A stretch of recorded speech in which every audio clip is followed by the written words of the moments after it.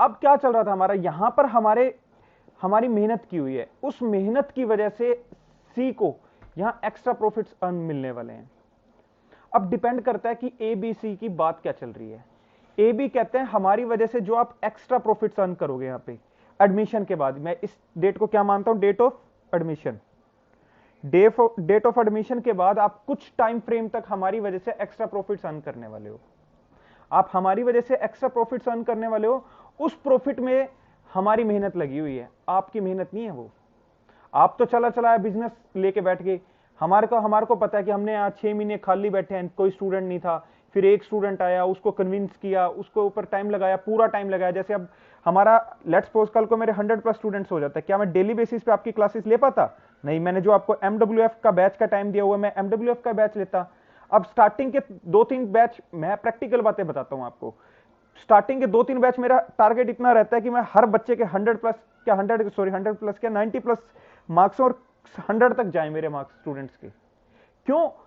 Marks से दिखता है, ठीक है, नॉलेज आ रही है आपके पास, पर जब तक वो नॉलेज आपके एग्जाम में दिखेगी नहीं, आपके नंबर्स नहीं आएंगे, तो मेरी मेहनत तो बेकार है। तो मेरा टारगेट हमेशा, आप क्लास में नोट भी करते होंगे कि मैं रोशन को कहता हूं, प्रियांजलि को कहता हूं, मेघा, तिशा, इन सब बच्चों को क्या कहता हूं, आप 100 मार्क्स के आसपास जाओ, और बाकी स्टूडेंट्स को भी कहता हूं आप 90 का टारगेट अचीव करने की कोशिश करो, क्योंकि हम जिस लेवल की पढ़ाई कर रहे हैं अपनी क्लासेस में, वो जनरली नहीं होती इस लेवल पे इतनी पढ़ाई। तो अगर हम उसकी थोड़ी सी प्रैक्टिस कर ले तो हमारे नंबर आ जाएंगे। अब इनकी बातें चल रही हैं ये आपस में, कहते हैं यार हमने इतनी मेहनत की है यहाँ पे, और आपको यहाँ पर 100+ स्टूडेंट्स मिल गए। रोशन एक बात का जवाब दे दो, अगर ये यहां काम ना स्टार्ट करता, अपना खुद का कोचिंग इंस्टीट्यूट सेटअप करता, जैसे मैंने अपना कहा कि मैं अगर तिवारी जी के साथ सेटअप ना करके, ठीक है आज मेरी मेहनत है कि आप बच्चे को रिटेन कर पा रहा हूं, कि मैं अच्छा पढ़ा रहा हूं, आप बच्चे देखते हैं कि हाँ क्लास में कैसा पढ़ा रहे हैं, सर कैसे पढ़ा रहे हैं, तो आपको लगता है नहीं सर के पास पढ़ना सही है। तो जैसे जैसे अभी पहले आयुष आए, फिर आप स्टूडेंट्स आए, तो बढ़ते गए ना स्टूडेंट्स। अब सी अगर अपना खुद का कोचिंग इंस्टीट्यूट स्टार्ट करता रोशन, क्या उसको पहले फर्स्ट डे पे कोई स्टूडेंट आ जाता? फर्स्ट डे पे कोई स्टूडेंट ना आता, पहले 6 महीने भी ना आता, फिर 2-3 स्टूडेंट आते, फिर 5-10 आते, तो क्या इन स्टूडेंट्स के बेसिस पे कोई प्रॉफिट अर्न कर पाता? वो प्रॉफिट ब्रेक इवन पे भी ना पहुंच पाता, वो प्रॉफिट्स तो दूर की बात है। बट जब 100+ स्टूडेंट्स की बात हो रही है ना, तो इसका मतलब वो प्रॉफिट अर्न कर रहा है। जब 100+ स्टूडेंट्स की बात हो रही है ना, इसका मतलब वो प्रॉफिट अर्न कर रहा है। अब क्या है, यहां पर सुपर प्रॉफिट का कॉन्सेप्ट लग ही नहीं सकता। क्यों? सुपर प्रॉफिट क्या है, आप यहां पर जो कैलकुलेट करते हो, जो हमने फ्यूचर मेंटेनेबल प्रॉफिट, जो आपकी बुक में पास्ट एडजस्टेड प्रॉफिट है, पास्ट एडजस्टेड प्रॉफिट जो आप कहते हो, पास्ट एडजस्टेड प्रॉफिट क्या था आपका? आप पास्ट के प्रॉफिट्स में एबनॉर्मल आइटम्स, जो बिजनेस से रिलेटेड प्रॉफिट लॉस नहीं, उसको हटा देते हो, हटा देते हो। इसको आप कहते हैं कि ये वो प्रॉफिट है, फिर इसमें अगर फ्यूचर की इनकम एंड एक्सपेंसेस आपके 12th के लेवल तक ये आता नहीं है, फ्यूचर इनकम और एक्सपेंस। बट जब आप सीए में जाओगे, सीए फाउंडेशन, सीए आईपीसीसी में भी आपका पार्टनरशिप का चैप्टर आता है, वहां पर फ्यूचर इनकम और एक्सपेंसेस की भी डिटेल्स दी होती हैं, कि साथ में ये तो क्या है कि ये पास्ट का प्रॉफिट है, बट आप कैलकुलेशन इस पीरियड की कर रहे हो। आप कैलकुलेशन किस पीरियड की कर रहे हो? इस पीरियड की कर रहे हो। आपकी कैलकुलेशन का, आप कैलकुलेशन कर रहे हो इस पीरियड के लिए, बट बेस इसको बना रहे हो। आपने इसमें तो जो अशुद्धियां थी वो तो दूर कर दी, बट अगर आप यहां की कंसीडरेशन नहीं लोगे तो आपका वो काम पूरा नहीं हुआ। तो इसलिए फ्यूचर, जो आपके फ्यूचर में इनकम बढ़ने वाली है, आपके फ्यूचर में एक्सपेंसेस बढ़ने वाले हैं, उन सारे एक्सपेंसेस और इनकम को अगर आप जब तक कंसीडर नहीं करोगे, आपका फ्यूचर मेंटेनेबल प्रॉफिट नहीं आ सकता, और उसी की बेसिस पे गुडविल कैलकुलेट करेंगे। अब रोशन क्या हुआ हमारा, मैंने उनके साथ काम करना स्टार्ट किया, मेरे प्रॉफिट्स आने स्टार्ट हो गए। फ्यूचर मेंटेनेबल प्रॉफिट मैंने पास्ट के बेसिस पे, उन्होंने अपना कोई कैलकुलेशन, कोई भी बेस बना लिया हमने कि पास्ट के कितने साल के प्रॉफिट्स लेने, 4 के 5 के, हमने फ्यूचर मेंटेनेबल प्रॉफिट निकाला कैसे, net profit plus minus abnormal gain loss, और जो भी हमारी करेक्शंस थी। फिर हमारा आया था past adjusted profit, past adjusted profit, फिर प्लस माइनस हम फ्यूचर इसमें एवरेज करके, सिंपल एवरेज या वेटेड एवरेज हम कैलकुलेट करते थे, फिर उसमें फ्यूचर इनकम और फ्यूचर एक्सपेंस को करने के बाद हमारा क्या आता है, फ्यूचर मेंटेनेबल प्रॉफिट आ जाता है। हाँ जी रोशन, आ जाता है या नहीं आ जाता? अब मुद्दा क्या आ रहा था, आप कह रहे हो कि सर जब मैं सुपर प्रॉफिट से कैलकुलेट करता हूं तो मेरा प्रॉफिट अलग, गुडविल की वैल्यू अलग आ रही है, और जब मैं आपका वेट उसका एवरेज प्रॉफिट के बेसिस पे कैलकुलेट करता हूं तो अलग आ रही है। बिल्कुल सही कह रहे हो आप, अलग ही आएगा। क्यों आएगा आंसर? अब देखो आप, अगर आप number of years of purchase के बेसिस पे कर रहे हो, number of years of purchases के बेसिस पे कर रहे हो, आप अगर एवरेज प्रॉफिट ले रहे हो तो आप इस प्रॉफिट को मल्टीप्लाई कर रहे हो इस प्रॉफिट को, या फ्यूचर मेंटेनेबल प्रॉफिट को number of years of purchase से मल्टीप्लाई कर रहे हो या नहीं कर रहे हो रोशन?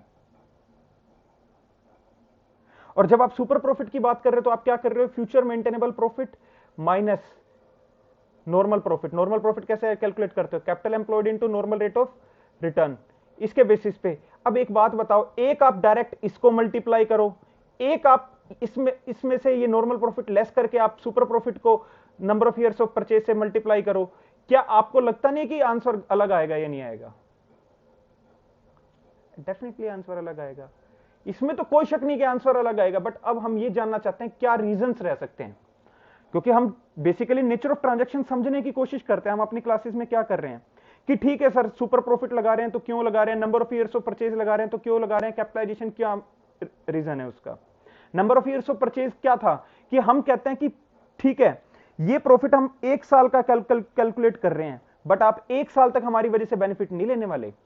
सी को ए और बी क्या कह रहे हैं? ए और बी बात कर रहे हैं सी से कि सी आप हमारी वजह से कई साल तक एक्स्ट्रा प्रॉफिट अर्न करने वाले हो, आप हमारी वजह से कई साल तक एक्स्ट्रा प्रॉफिट अर्न करने वाले हो, एक साल तक एक्स्ट्रा प्रॉफिट अर्न करने वाले नहीं हो आप।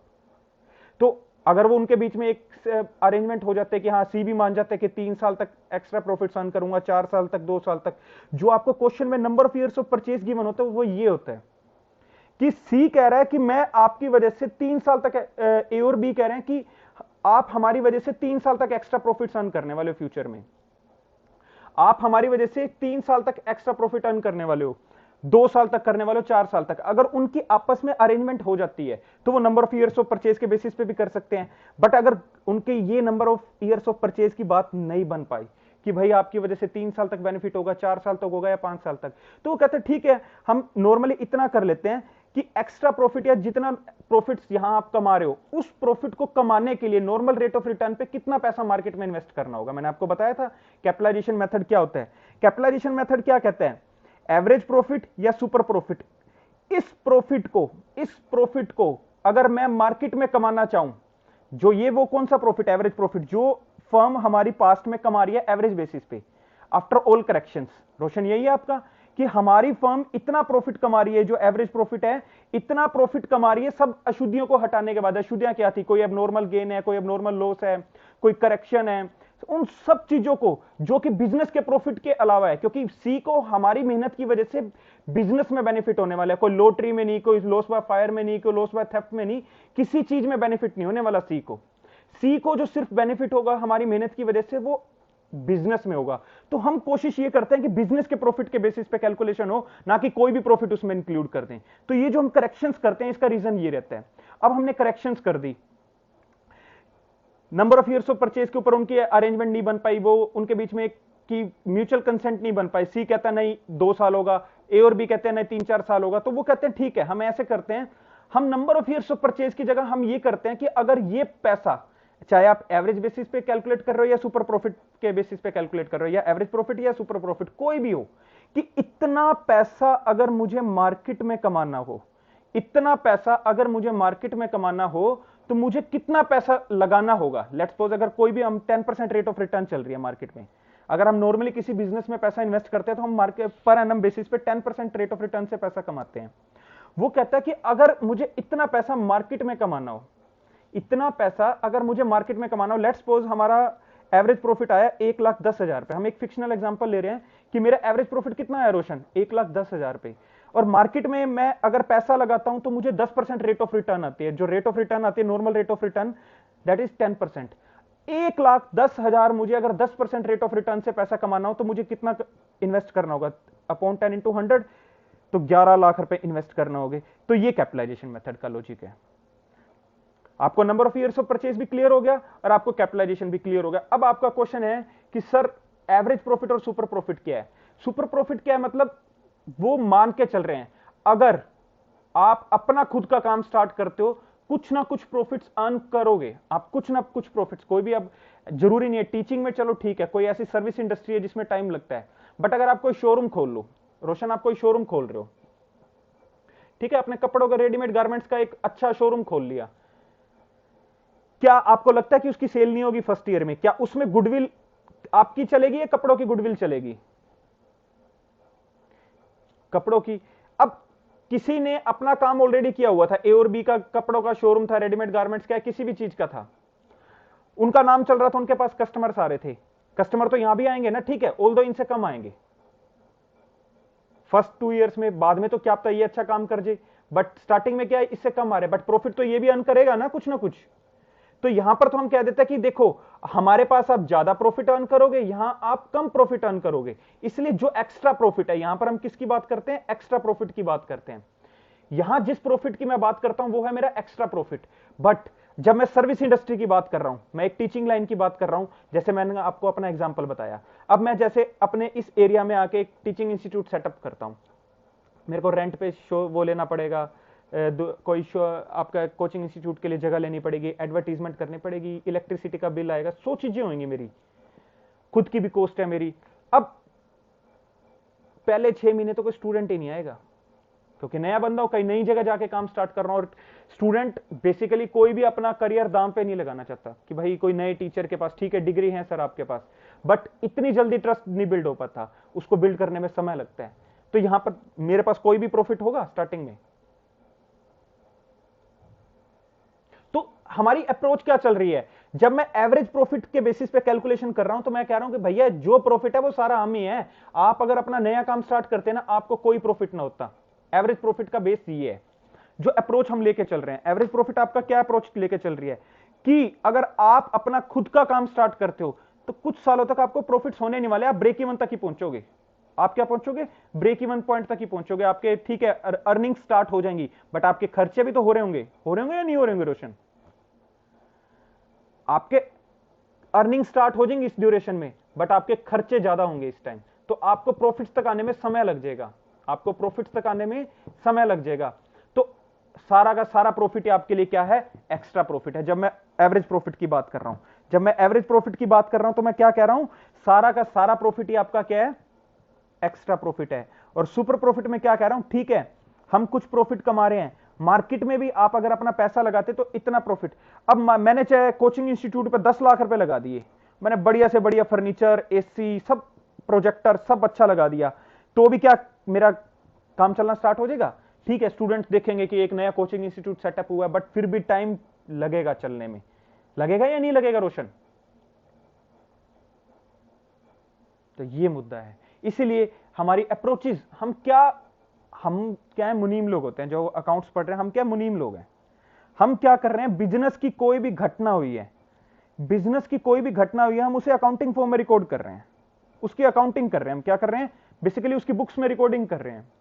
बट वो घटना किस वजह से हुई होगी, जब वो घटना हो रही थी बिजनेस में, तब क्या क्या सर्कमस्टांसेस हो सकते हैं, हम वो समझने की कोशिश करते हैं। तो उसके बेसिस पे हमारा समझने की क्षमता बढ़ जाती है, हमारी कैपेसिटी बढ़ जाती है कि ओके ये इस वजह से हो रहा है, ये इस वजह से हो रहा है, तो वहां आपको काम करने में आसानी रहती है। सिर्फ इतना है। सुपर प्रॉफिट आप 5 क्वेश्चन कर लोगे तो आपको हो गया, एवरेज प्रॉफिट भी हो जाएगा, number of years of purchase भी हो जाएगा। बट अब आपको पता चल रहा है कि गुडविल बेसिकली है क्या। गुडविल आप कह रहे हो कि ए और बी कह रहे हैं सी यार देखो आप आए हो, आप हमारे दोस्त हो, हम आपको एडमिट करेंगे, आप हमारा भी दिल करता है कि हम अपना बिजनेस बढ़ाएं, और हम दोनों से जब 2 के जगह 3 हो जाएंगे, 4 हो जाएंगे, तो हमारा बिजनेस और आगे बढ़ेगा। पर आप इस बात को भी अप्रिशिएट करो कि हमने इस ड्यूरेशन में, हमने इस टाइम फ्रेम में, हमने बहुत मेहनत की हुई है यार, और आप हमारी उस मेहनत की वजह से इस पीरियड में, आप हमने जो यहां मेहनत की है उसकी वजह से आप यहां पर एक्स्ट्रा प्रॉफिट अर्न करने वाले हो, उसकी वजह से आप यहां एक्स्ट्रा प्रॉफिट अर्न करने वाले हो। और आप बिजनेस, ठीक है हमारी फ्रेंडशिप अलग चीज है, बट हमारा बिजनेस अलग है, तो आपको वो प्रॉफिट्स परचेज करने होंगे, आपको वो प्रॉफिट्स हमारे से परचेज करने होंगे। फिर अकॉर्डिंग टू द सिचुएशन वो एवरेज प्रॉफिट मेथड, आपका super profit method, numbers of years of purchase या कैपिटलाइजेशन मेथड लगाएंगे, उसी के बेसिस पे आपकी सारी कैलकुलेशंस होंगी। ठीक है,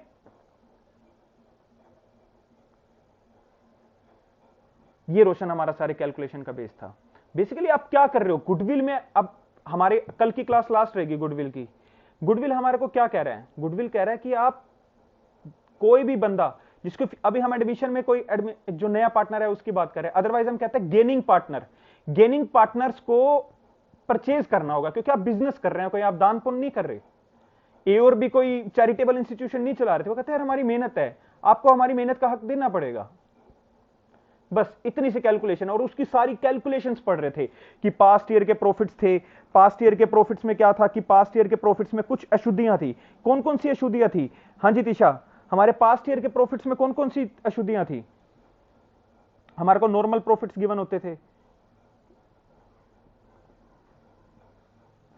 एबनॉर्मल प्रॉफिट, प्रॉफिट लॉस, हाँ जी हाँ जी, और कोई करेक्शन, कोई गलती कर रखी हो हमने, रिवेन्यू को कैपिटल नेचर का मान रखा और कैपिटल नेचर की ट्रांजैक्शन को रिवेन्यू नेचर का मान रखा हो, तो ये सारी करेक्शंस हम करते हैं। बेसिकली हम क्या करते हैं, ये सारी करेक्शंस करते हैं, उसके अंदर हम ये सारी करेक्शंस कर रहे हैं, और उसके बेसिस पे फिर हमारा आता है past adjusted profit. Past adjusted profit आ गया, ये वो करेक्ट प्रॉफिट है जिसके बेसिस पे हम कैलकुलेशन कर सकते हैं इस पीरियड की। पास्ट एडजस्टेड प्रॉफिट हमारा आ गया। पास्ट एडजस्टेड प्रॉफिट के बेसिस पे अब हमने क्या किया, प्लस इसकी एवरेज कर देते हैं। अब एवरेज का भी मैंने आपको बताया था, सिंपल एवरेज या वेटेड एवरेज। अगर आपके ऑलमोस्ट, जो मेरी अंडरस्टैंडिंग कहती है, हर साल अगर आपके प्रॉफिट सेम आ रहे हैं तो आप एवरेज बेसिस पे सिंपल एवरेज भी कर सकते हो। बट अगर आपका कोई बिजनेस में प्रॉफिट्स का ट्रेंड चल रहा है, आपके ट्रेंड्स चल रहे हैं, जैसे आपके हर साल प्रॉफिट्स बढ़ रहे हैं, आप सब प्रॉफिट्स को बराबर नहीं रख सकते। आपको इसको सबसे ज्यादा वेट देना पड़ेगा, इसको सबसे कम, क्योंकि अब आपका बिजनेस एक ट्रेंड में जा रहा है, और जब ट्रेंड में जा रहा होता है तो आपको वहां पर वेट्स देने जरूरी हो जाते हैं, क्योंकि सबसे ज्यादा इसको इंपॉर्टेंस मिले और सबसे लीस्ट इंपॉर्टेंस इसको मिले।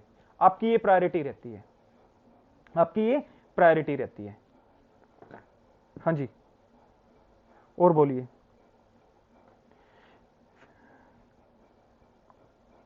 मैं अभी देखूंगा, क्लास में ही देखता हूं रोशन, क्योंकि ये 2 क्लासें आपकी डाउट क्लासेस ही हैं, ताकि आप बच्चों के, सब बच्चों के, फिर आपके साथ साथ क्या होता है कि सब बच्चों के भी डाउट्स क्लियर हो जाते हैं।